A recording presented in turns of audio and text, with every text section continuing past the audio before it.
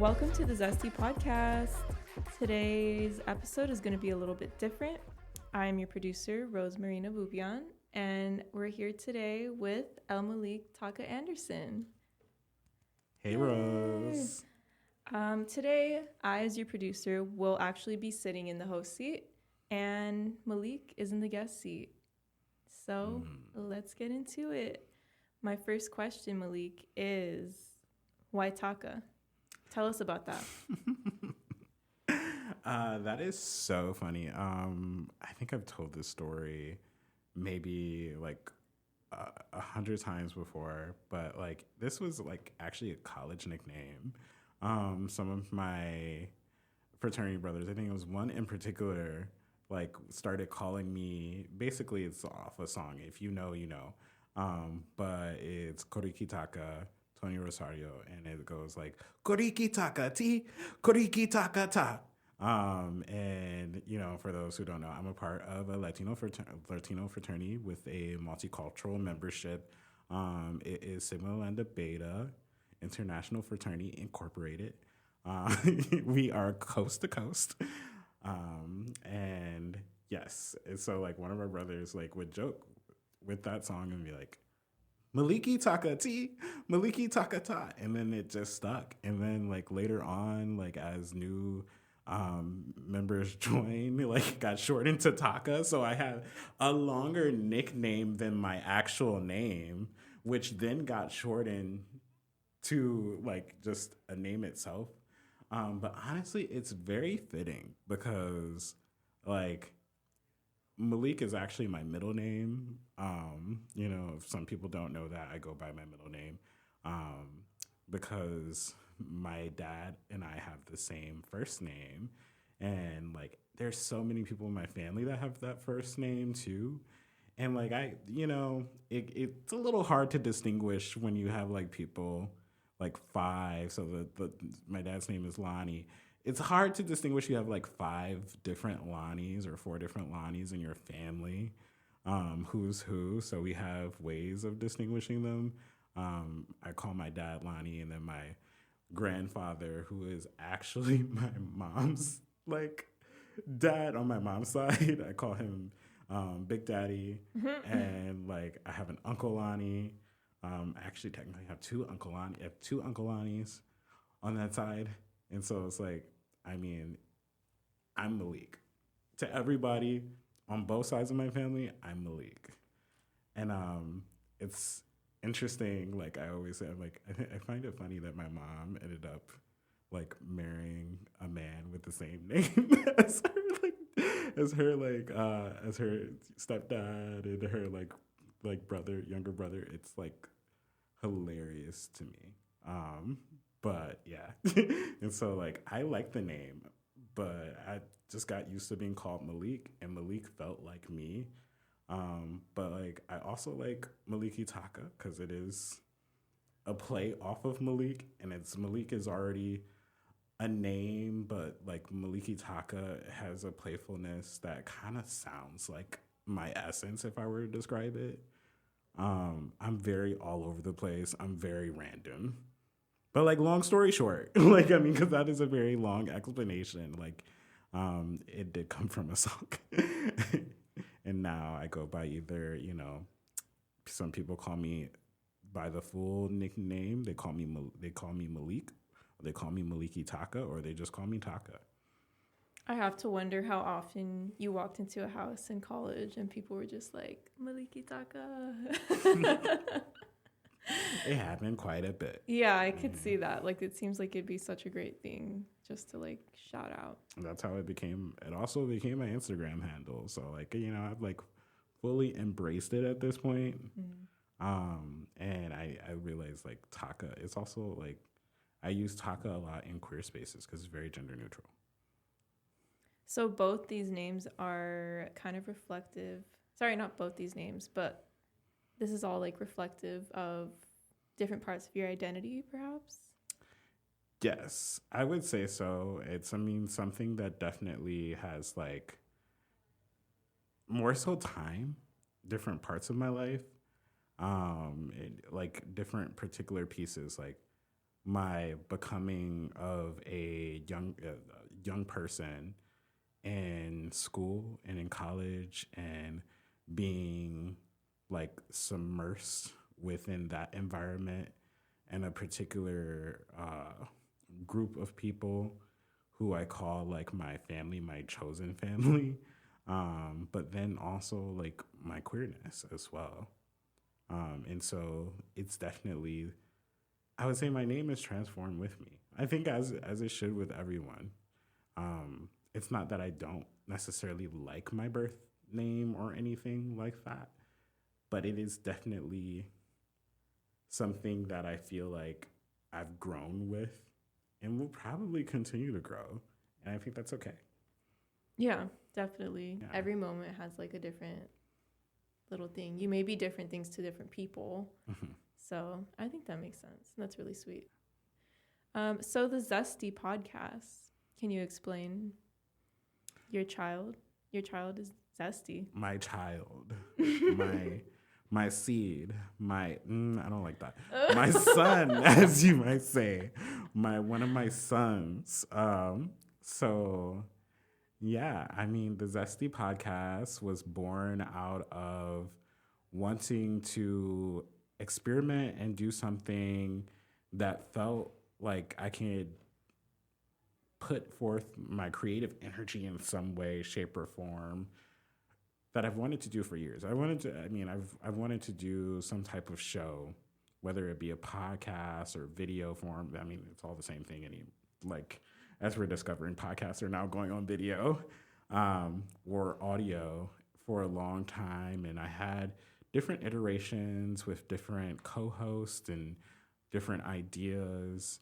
But I landed on, I want to say, the Zesty Podcast not too long ago, maybe within the last like year or so, when I came to you about it, actually, I think. And the title really itself like kind of informed like the direction that it went, because I'm in this place now living in New York where I've been for the last almost, 5 years. Actually could be 5 years by the time this comes out. So I've been living in New York for like the last 5 years and realized that like my process of becoming, like we were talking about earlier, is like still happening. I am still transforming. I'm still learning new things about myself.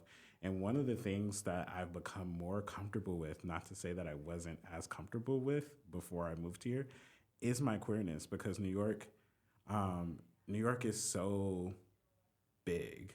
It's so open. If you allow it to be, it can be transformative. And there are, spaces that are boldly queer, boldly Black, boldly Latine. Like, you find that everywhere you go. And so, like, in this space, I was able to fully embrace those different parts of me. And the term zesty was kind of being used on the like internet, like on social media. You hear it, you're like, oh, he's a little zesty. He's zesty.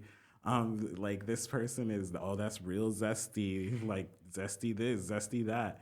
And it was used kind of like as a diminutive, like, and I didn't really like that, because like I thought it was funny, but like I was also like, okay, like what's wrong with being zesty? Hey, like, isn't zesty another way of saying somebody is bold, somebody does have personality, somebody is putting themselves out there or saying what they want or how they feel? So like, isn't it a great thing to be zesty? And so that's kind of been my motto from like, since I've heard that term, I'm like, okay, I'm a zesty zillennial creative. That's who I am, because I'm already, I can't be sassy sometimes. I know.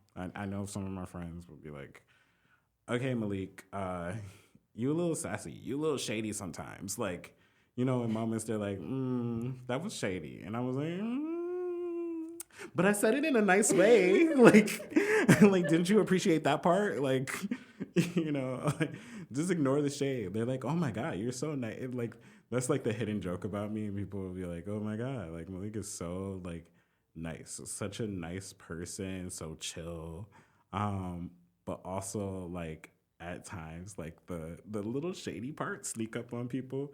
And I think I would like kind of conceal it because like the shadiness would come out of like maybe a secret like truth telling that I would sort of hide. But like these days, like the older I get and the more sure of myself that I get and the more that I learn myself and who I am and who I'm becoming, I realize that like you just need to put some of that stuff like in the forefront. You need to be out loud about it. You need to be you need to be a little zesty sometimes. Just share what's on your mind. Like, you know, you don't have to do like shade in like little small font letters. I mean, instead of putting it at like, 12-point font, put that shit on like, I don't know, 144. Fill up the whole page. Yes. Fill up the page. That makes me wonder, like, why do you think we as a zillennial culture society, like, why are we assigning the word zest to this, like, flavor, so to speak? Like, why is it zesty? Why is it not spicy? Or, like, why is it not sour? That's a good question. Or, like, question. we already know what salty means, right? Like, salty.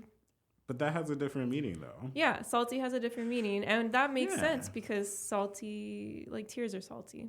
Tears are salty. Yeah, so why is this essence that we're referring to, why is it zesty? I think what it is that, like, since you said, I was like, wow, you are absolutely right. Tears are salty. Like, and, salty, when someone's like, oh, salty, you're thinking like, oh, wow, they must feel stupid right now. Like, that's a little different. That's like, and then like spicy, I mean, also one of those things that it was a diminutive, but it was like reclaimed in some capacity by some communities. Zesty as it relates to like queerness and just like the term in general, I think like in some cases people, like when we're making fun of Drake, for being zesty, it's like, like that little like trying to be like, ooh, he's zesty, like, like kind of make fun of, kind of joke about like these mannerisms, like the femininity. But in other cases, I feel like people wish they were zesty. I think zesty is, as a term, it doesn't strike as a bad thing, which I think is why it's so versatile as a title, because it could also mean bringing the zest out of life. It could also mean like evoking your best self. It could mean so many different things that are unrelated to how the word is used, which makes it versatile. I once had a friend ask me like the same question, like, why you call the podcast Zesty? Like, why do you want people, like, I think more people would like tune in if it was, called something else a little bit more general. But I was like, and in that case, would I sort of be hiding a part of, myself, a part of my personality to make it a little bit more palatable for like other people? And then like, I want to be bold. Like, that is my philosophy. Like, I want to be bold. Like in the coming years of my life, I want to be bold. So why not zesty? I like that. I mean, yeah, why not be bold? You said something along the lines of like coming to New York, being here for 5 years or nearly 5 years, that not that you didn't feel comfortable with yourself before, but like it's such a big, bold scene here.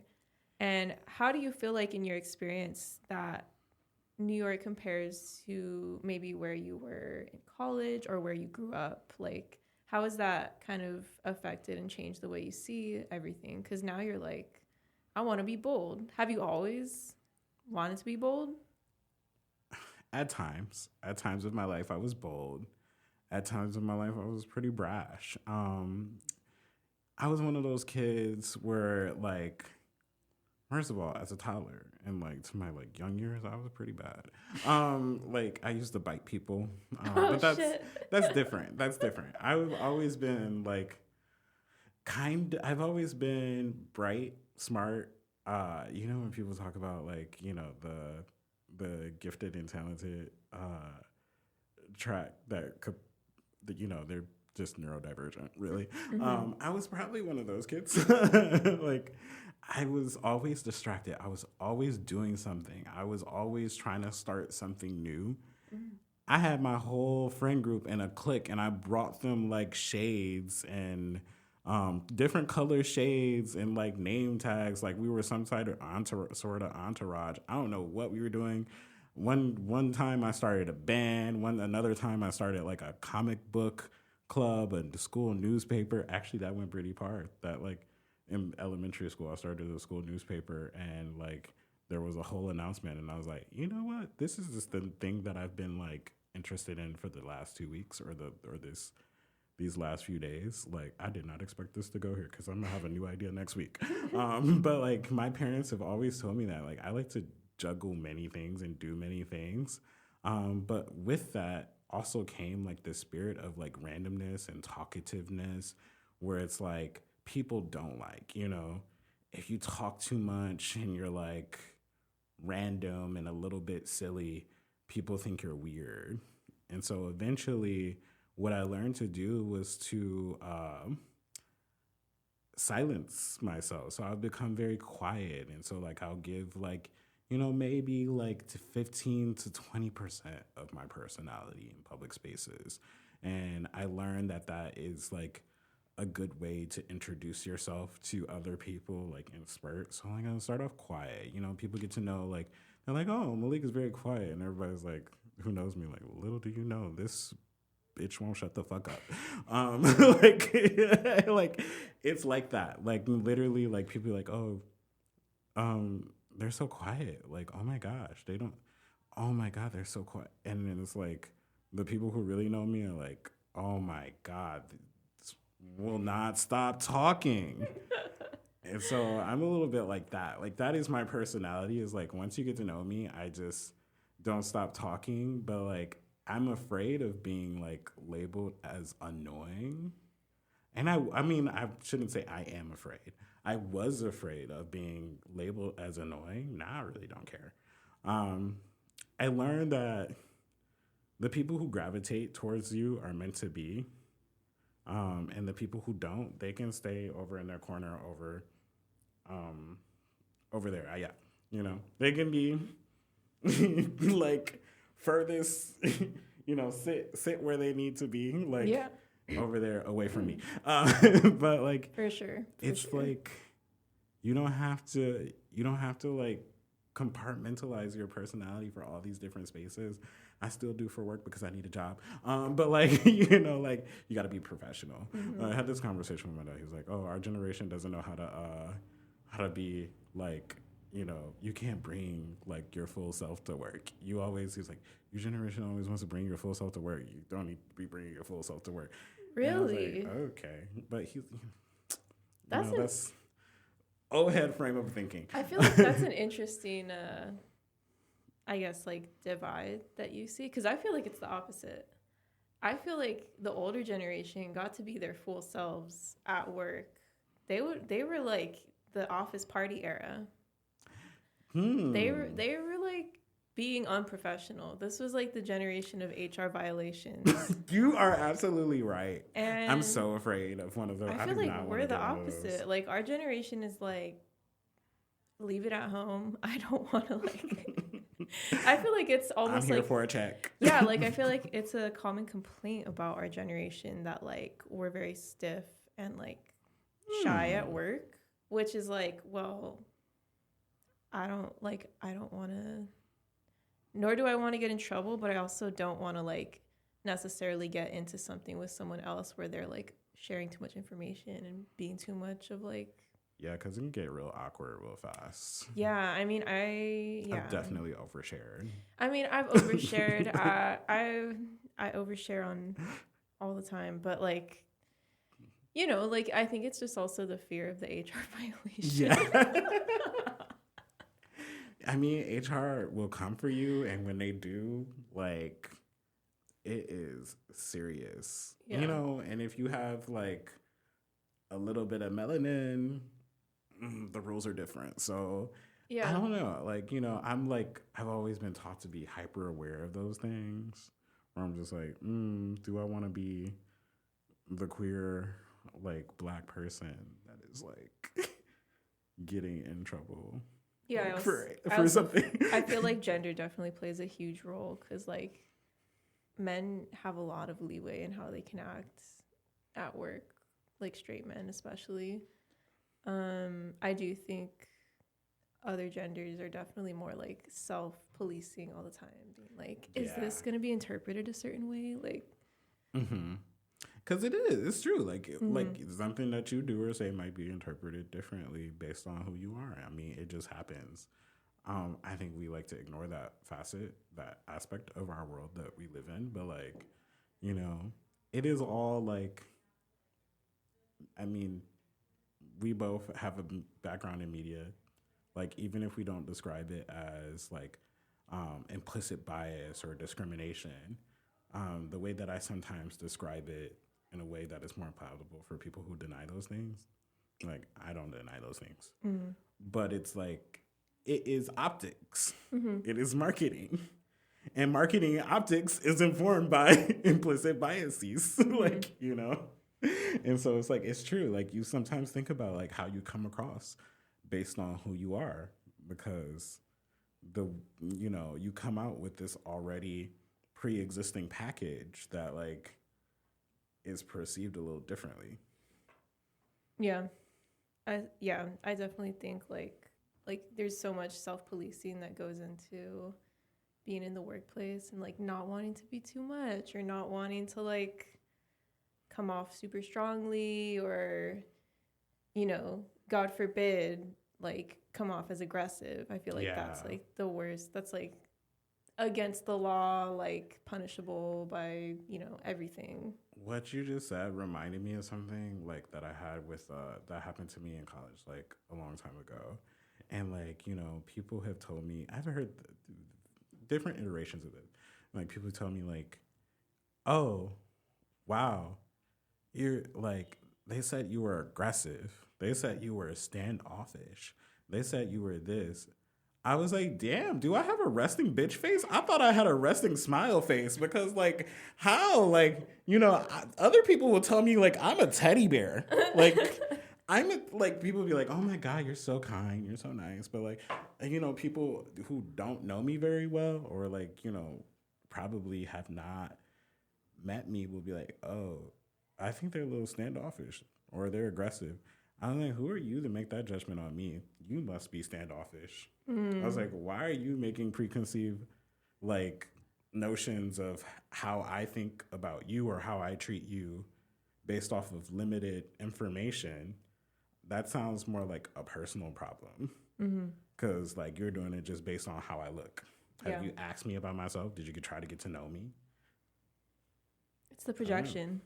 It is. Projection, for sure. A lot of people project. They be projecting. Okay. As we move forward on the Zesty podcast, what do you think is, can you share like your zestiest, this doesn't have to be like literal, your zestiest moment, like perhaps ever, it does not have to be literal and you do not have to TMI. Not for me, but for the audience, you know?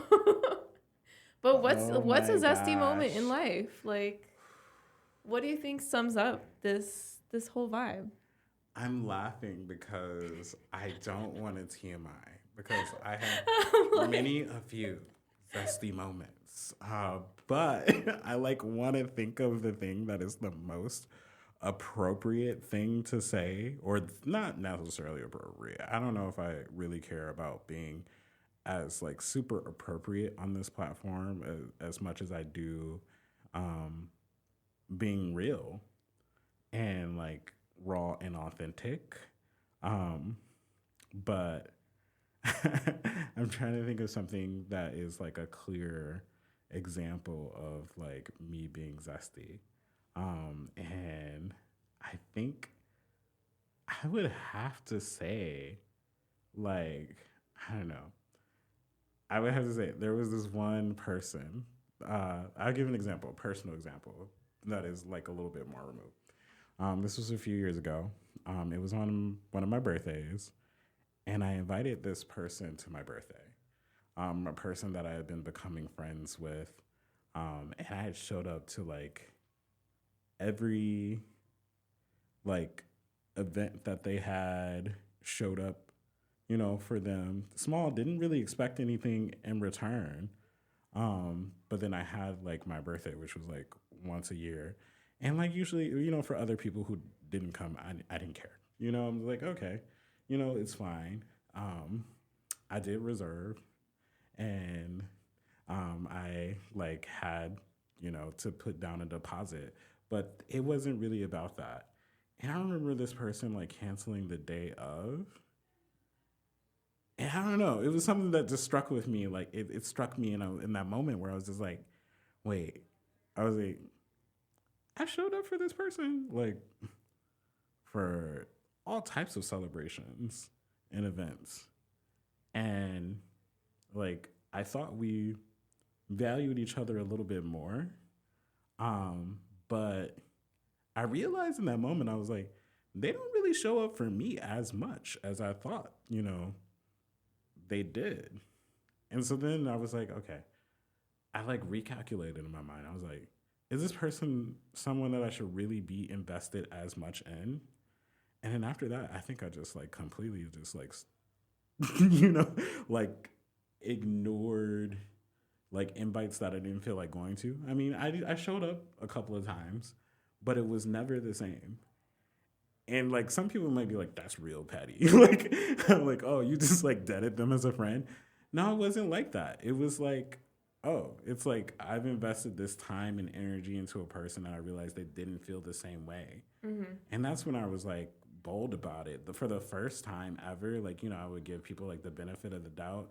And I started to realize, I'm like, stop giving people so much of the benefit of the doubt when they haven't really like been there. People are telling you or kind of showing by example what they want from you or who they are, and you have to listen. And that like really stuck with me, that interaction. I was like, you know what, in this next phase of life, I need to have reciprocal energy in my friendships. We need to be on the same vibe, and if we're not, I got to be able to keep it pushing. I can't allow this to affect my mood or personality because we saw the relationship a little bit differently, and that's completely fine. I think it's the mindset thing. And so maybe that's like, I mean, that's going to be my zestiest example, because I want people to realize that you can wake up and change your mind. You could do something different. Mm-hmm. And sometimes it takes a little time and a little baby steps and courage to do so. But you can absolutely move an inch towards the person you want to be. Like, I am still working towards that big, bold. I'm not saying that I'm out here like bold, big every day, but like, I'm working towards it and I'm having fun. And I'm like working on being myself at every capacity and every space that I can, because that's all I can be. I love that. And that's also a really hard realization to have as you're maturing in life, is like, how can I be authentically myself? Well, you can't keep making space for people who aren't making space for you, because that's not going to lead to your most authentic authentic reactions or interactions. Sorry. Exactly. It's a tough one. And especially, I mean, I really wish we could get into the birthday event debates, but that might be for another episode. That's a whole different can of worms. That's a whole different conversation. I really wish some people take that really seriously. I don't as much, but it also is like dependent on the person. You really got to peep like who is there for you and who is not. Mm-hmm. Like, but like, if you cancel on me, you just genuinely can't make it. I get it. But it's, it's the patterns that you got to peep. But like, there are some etiquette things though. Like day of canceling. Day of canceling is a little, of course shit happens. But day of canceling on your birthday, man. Yeah. I guess that's for another day, because listen, when you have your birthday, you're like hosting something, whether you're meeting up with people or a dinner, whatever. It feels vulnerable. It feels vulnerable to invite people and then wonder like how many people are going to show up. So that's all I'm going to say about that. Yes. And I'm glad that it was a relatively small incident that made you realize like this person's not making space for me. I don't need to make so much space for them, and I need to be who I want to be. I will say, though, my last birthday, everybody who needed to be there was there, and it was absolutely amazing. It was fun. You would know because you were there because you showed up. Yep, exactly. Well, thank you for sharing that.